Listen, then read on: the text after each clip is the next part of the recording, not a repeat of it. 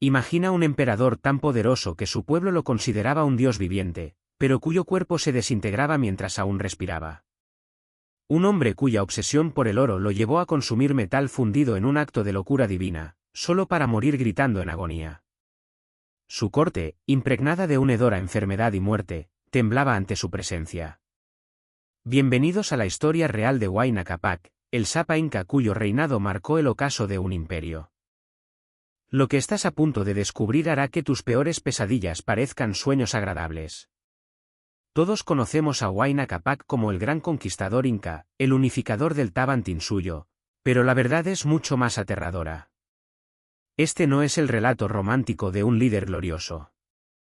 Es la historia de un hombre cuya paranoia envenenó a su pueblo, cuya obsesión por el oro lo llevó a un final grotesco, y cuyo legado dejó un imperio al borde del colapso. Antes de sumergirnos en este espectáculo de horror, asegúrate de suscribirte y déjame un comentario diciendo desde dónde lees esto. Me fascina saber cómo estamos conectados en este relato macabro. Prepárate, porque lo que viene cambiará para siempre como ves el poder y la gloria inca. En los últimos años de su reinado, Huayna Capac había perdido toda conexión con la realidad. Sus consejeros más cercanos susurraban en los pasillos de piedra del Cusco que el emperador había comenzado a hablar con los muertos, convencido de que los antiguos incas le exigían demostrar su divinidad de la manera más extrema posible. La obsesión que había comenzado como una fascinación normal por el oro sagrado se había transformado en algo siniestro y devorador. Los testimonios de la época, cuidadosamente ocultados por los cronistas españoles para evitar el pánico, describen rituales nocturnos en los que el emperador ordenaba fundir vasijas de oro puro en enormes braseros. El metal L.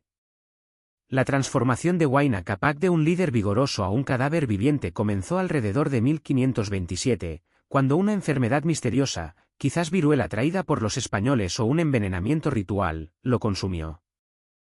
No era solo un hombre enfermo, su cuerpo se convirtió en un horror que repugnaba incluso a los sacerdotes incas, acostumbrados a sacrificios y sangre. Sus extremidades se cubrieron de llagas supurantes que despedían un olor tan fétido que los nobles debían sostener paños perfumados con hierbas sagradas para no vomitar al acercarse. Las crónicas describen cómo el Sapa Inca, una vez ágil y majestuoso, apenas podía moverse. Su piel, marcada por pústulas y fiebre, parecía derretirse como cera bajo el sol andino. Los sirvientes, obligados a atenderlo, limpiaban el pus y la sangre que goteaban de sus heridas, a menudo desmayándose por el hedor. El palacio de Quito, donde pasó sus últimos días, se convirtió en un lugar de pesadilla, con el aire cargado de muerte. Los sacerdotes del sol, que lo veneraban como divino, evitaban mirarlo directamente, temiendo que su decadencia fuera un presagio de la ira de Inti. Huayna Capac, consciente de su deterioro, se obsesionó con el oro, símbolo de su divinidad. Se dice que ordenó que le prepararan brebajes con polvo de oro, creyendo que restaurarían su fuerza. Pero su cuerpo, hinchado y podrido, no podía soportar más. Cada movimiento era una tortura, y su corte vivía en un terror silencioso, obligada a fingir que su dios rey seguía siendo invencible mientras su carne se desmoronaba ante sus ojos. Lo que había comenzado como una enfermedad común se transformó en una pesadilla que consumió no solo al emperador, sino a todo el aparato del poder inca. Los médicos tradicionales, los Ampicamayoc, que habían servido fielmente a generaciones de gobernantes, se encontraron impotentes ante un mal que parecía devorar la esencia misma de la divinidad imperial. Uno tras otro, estos sabios sanadores abandonaron el palacio, algunos huyendo en secreto durante la noche, incapaces de soportar el espectáculo de un dios que se pudría ante sus ojos. Las habitaciones imperiales, antes perfumadas con incienso sagrado y flores de los jardines colgantes de Quito, ahora apestaban a muerte. Los tapices finamente tejidos, bordados con hilo de oro y plumas de quetzal, fueron empapándose gradualmente con los fluidos corporales del emperador moribundo. Los sirvientes más jóvenes, aquellos que no habían presenciado nunca la muerte de cerca, desarrollaron una mirada vidriosa y distante, como si sus mentes se hubieran fragmentado para protegerse del horror diario. En su desesperación creciente, Huayna Capac ordenó ceremonias cada vez más extremas. Los sacrificios humanos, tradicionalmente reservados para ocasiones especiales, se volvieron rituales diarios. Niños y vírgenes del sol fueron ofrendados en números grotescos. Sus sangres derramadas sobre altares de oro mientras el emperador deliraba, convencido de que cada vida ofrecida podría transferirle un día más de existencia. Los sacerdotes, atrapados entre su fe y la realidad horrorosa que tenían ante ellos, comenzaron a susurrar herejías. Algunos hablaban en secreto de que quizás su emperador no era realmente divino, que quizás los dioses verdaderos lo habían abandonado. Estas palabras, pronunciadas en los rincones más oscuros de los templos, se extendían como un veneno por toda la estructura social del imperio. La paranoia del emperador se intensificó junto con su deterioro físico. Veía conspiraciones en cada sombra, traición en cada gesto vacilante de sus cortesanos. Ordenó ejecuciones basándose en sueños febriles y delirios inducidos por el dolor. Familias nobles enteras fueron exterminadas por crímenes imaginarios, mientras el emperador gritaba acusaciones desde su lecho de muerte, su voz convertida en un graznido irreconocible. Fue en este estado de locura terminal que Huayna Capac concibió su plan más grotesco. Si el oro era la carne de los dioses, entonces consumir oro líquido lo restauraría a su estado divino original. Los maestros fundidores, aterrorizados pero incapaces de desobedecer una orden imperial, prepararon los hornos sagrados. El metal precioso, símbolo de la eternidad y la pureza solar, fue transformado en el instrumento final de autodestrucción de un imperio. Los nobles que presenciaron estos preparativos finales describieron una escena que desafía la comprensión humana. Un emperador cuyo cuerpo ya era más cadáver que hombre, rodeado de oro fundido que brillaba como la promesa de una redención imposible, mientras su imperio se desmoronaba silenciosamente a su alrededor, incapaz de comprender que estaba presenciando no la apoteosis de un dios, sino el suicidio de mente de un hombre que había perdido toda conexión con la realidad. Esta fue la antesala del momento que definiría para siempre el final del Tawantinsuyo, el último acto desesperado de un emperador que prefirió morir como un dios loco antes que vivir como un hombre mortal. El verdadero horror de Huayna Capac no estaba solo en su cuerpo, sino en su mente. La enfermedad o el envenenamiento desató una paranoia que transformó su corte en un nido de miedo y traición. Convencido de que sus nobles y hasta sus propios hijos conspiraban contra él, el Sapa Inca convirtió el Tawantinsuyo en un estado de vigilancia. Ordenó que los chasquis, mensajeros del imperio, espiaran a los gobernadores locales, mientras que los sacerdotes del sol fueron obligados a informar sobre cualquier murmullo de deslealtad. Sus esposas y concubinas vivían en un tormento psicológico. Huayna Capac, obsesionado con su legado, acusó a varias de traición, ejecutándolas con rituales brutales que incluían sacrificios al sol. Una de sus esposas principales, Koyakusirimai, fue aislada y humillada públicamente, acusada de no producir herederos dignos. El emperador jugaba con sus mentes, enviándoles regalos de oro un día y amenazas de muerte al siguiente, manteniéndolas en un estado de constante temor. La paranoia alcanzó su clímax cuando Huayna Capac ordenó la ejecución de todo un consejo de nobles en Quito, basándose en un sueño en el que lo traicionaban. Los cuerpos fueron arrojados al río, un mensaje claro para cualquiera que osara cuestionarlo. Incluso sus hijos, Atahualpa y Huáscar, fueron vigilados como enemigos potenciales, sembrando las semillas de la guerra civil que desgarraría el imperio tras su muerte. La corte inca, antaño un lugar de orden sagrado, se convirtió en un escenario de terror donde nadie podía confiar en nadie. Lo que había comenzado como precaución imperial se transformó en una maquinaria de terror que se alimentaba de sí misma. Huayna Capac estableció un sistema de espionaje tan intrincado que incluso los niños de la nobleza fueron reclutados para informar sobre las conversaciones de sus padres. Los sirvientes domésticos, tradicionalmente invisibles en la jerarquía social inca, se convirtieron en los ojos y oídos más valiosos del emperador, recompensados con oro y privilegios por cada rumor de descontento que reportaran. Los templos del sol, antes santuarios de paz espiritual, se transformaron en centros de interrogatorio. Los sacerdotes, obligados a servir como inquisidores, desarrollaron técnicas de tortura psicológica que aprovechaban las creencias religiosas más profundas de sus víctimas. Amenazaban con maldiciones eternas, con la separación del alma del cuerpo tras la muerte, con castigos que se extenderían por generaciones. Muchos nobles confesaron crímenes imaginarios simplemente para escapar de la presión psicológica que ejercían. Estos métodos, dentro del círculo más íntimo del poder, La situación alcanzó niveles de crueldad que desafiaban la comprensión humana. Las esposas del emperador vivían en aposentos que se habían convertido en prisiones doradas, donde cada palabra era escuchada, cada gesto analizado por significados ocultos. Koyakushirimai, quien había sido la favorita del emperador en tiempos más prósperos, se convirtió en el blanco principal de su sadismo psicológico. El emperador ideó juegos mentales de una crueldad refinada. Organizaba banquetes donde las mujeres de su corte debían demostrar su lealtad consumiendo alimentos que él aseguraba estar envenenados, mientras observaba sus reacciones con una sonrisa que sus cortesanos describían como la mueca de un demonio que se divierte con el sufrimiento mortal. Algunas de estas mujeres, incapaces de soportar la presión psicológica constante, desarrollaron enfermedades mentales que las llevaron a hablar solas y a realizar rituales obsesivos de purificación. Los hijos del emperador no escaparon a esta atmósfera tóxica. Atahualpa y Huáscar, destinados a ser los herederos del imperio más poderoso de América, crecieron en un ambiente donde la paranoia de su padre los convertía en sospechosos perpetuos. Huayna Capac los enfrentaba entre sí mediante pruebas constantes de lealtad, obligándolos a denunciar las supuestas traiciones del otro.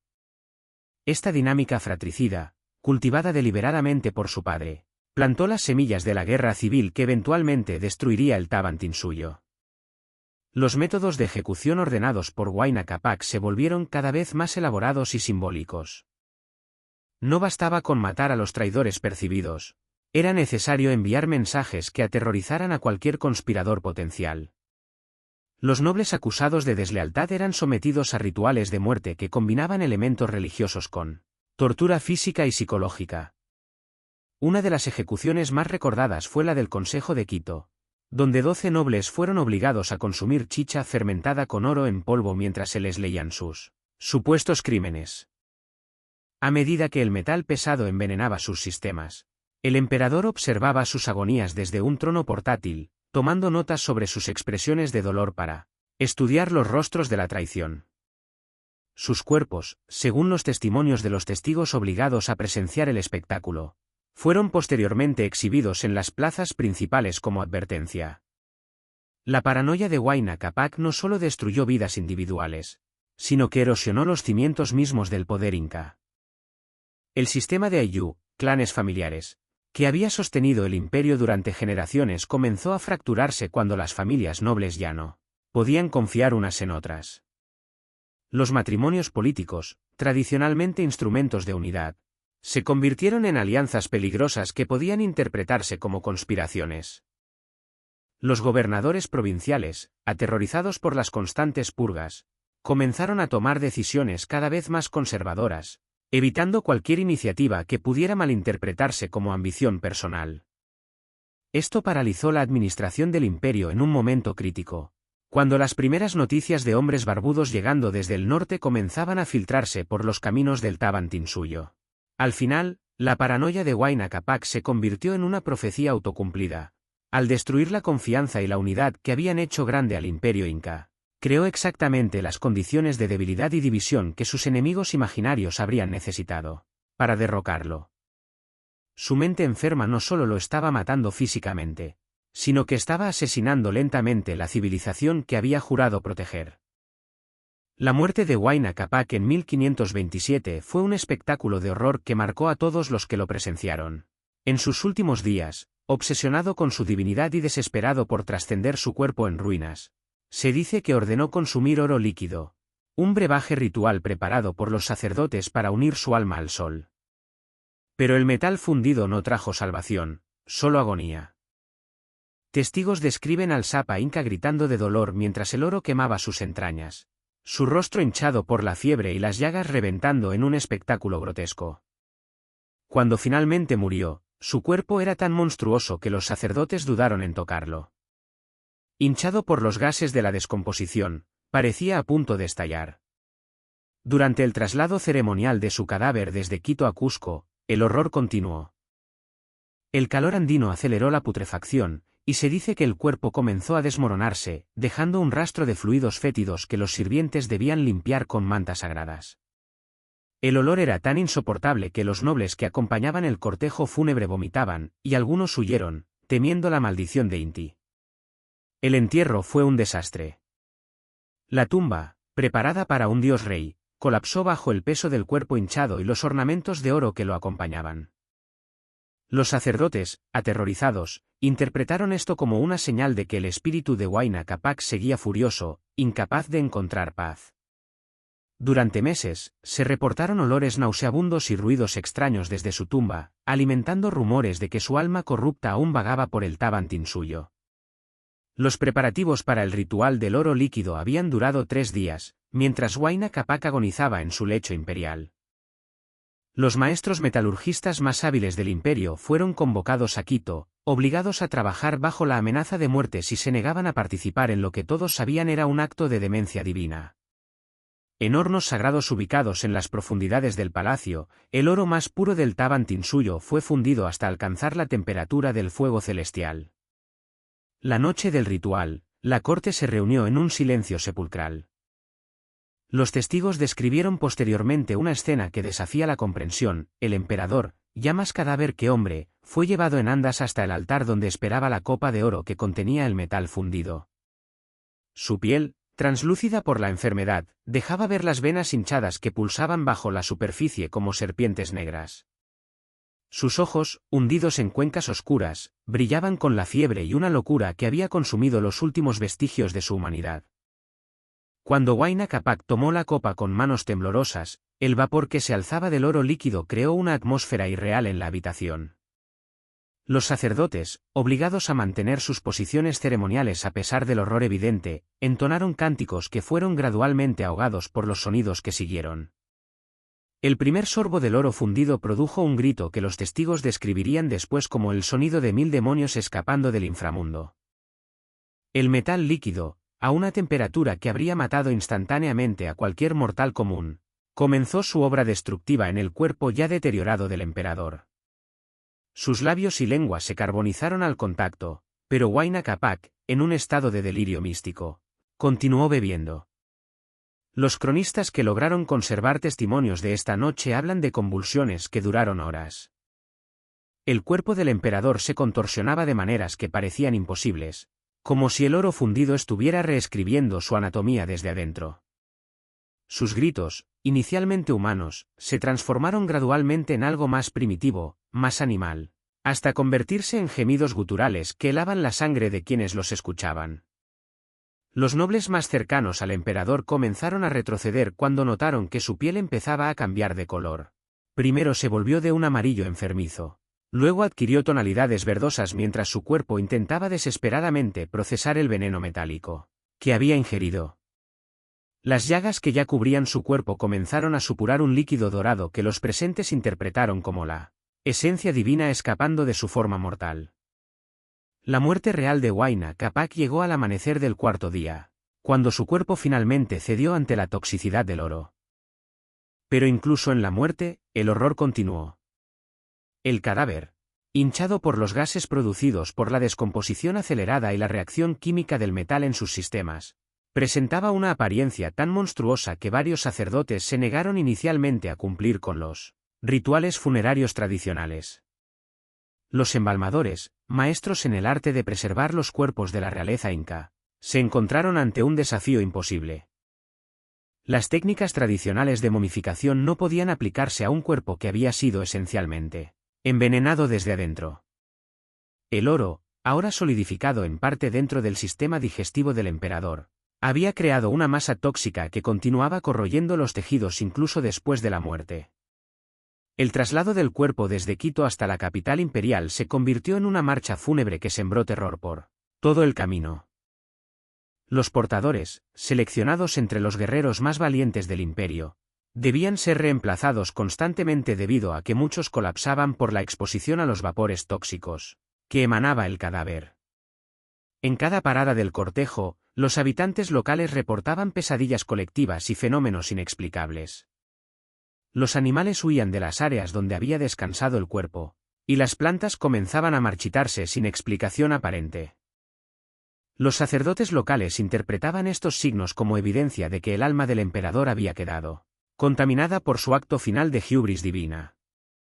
Cuando finalmente llegaron a Cusco, la tumba preparada para Huayna Capac, una obra maestra de la ingeniería inca diseñada para durar milenios, no pudo soportar los cambios químicos que continuaban ocurriendo en el cadáver. El colapso de la estructura fue interpretado por toda la nobleza inca como un presagio inequívoco. El imperio que había alcanzado su cenit bajo este emperador estaba destinado a seguir el mismo camino de descomposición y ruina.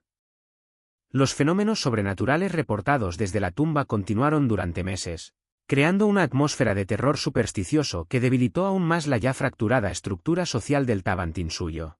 Así, incluso en la muerte, Huayna Capac siguió destruyendo el imperio que había gobernado, convirtiéndose en el símbolo perfecto de una grandeza que se había corrompido hasta transformarse en la semilla de su propia destrucción. La muerte de Huayna Capac no puso fin al horror, marcó el comienzo del colapso del Tawantinsuyo. Su paranoia y crueldad dejaron un imperio fracturado, con sus hijos Atahualpa y Huáscar enfrentados en una guerra civil que debilitó a los incas ante la llegada de los españoles. Las esposas y nobles que sobrevivieron vivían marcadas por el trauma, temiendo que cualquier palabra pudiera ser interpretada como traición. Los sacerdotes, que una vez veneraron a Huayna Capac como hijo del sol, comenzaron a dudar de la voluntad divina, desestabilizando la fe que sostenía el imperio. El impacto psicológico de su reinado fue devastador. Atahualpa, criado bajo la sombra de la paranoia de su padre, se convirtió en un gobernante brutal, mientras que Huáscar, humillado por las sospechas de traición, gobernó con inseguridad. La obsesión de Huayna Capac por el oro, que culminó en su muerte atroz, se convirtió en un símbolo de la codicia que atrajo a los conquistadores españoles, quienes saquearon el Tawantinsuyo poco después. Esta no es solo la historia de un emperador que bebió oro líquido y murió gritando. Es una advertencia sobre lo que sucede cuando el poder absoluto corrompe el cuerpo, la mente y el alma. Huayna Capac no fue solo un líder fallido, fue un monstruo cuya decadencia física y moral destruyó todo lo que tocó. La próxima vez que escuches sobre la gloria inca, recuerda al hombre cuyo cuerpo se pudrió mientras vivía, cuya paranoia envenenó a su pueblo, y cuyo final grotesco fue el presagio de la caída de un imperio. No permitamos que el brillo del oro oculte la verdad, el poder sin límites crea monstruos, y Huayna Capac es la prueba viviente, y moribunda, de ello.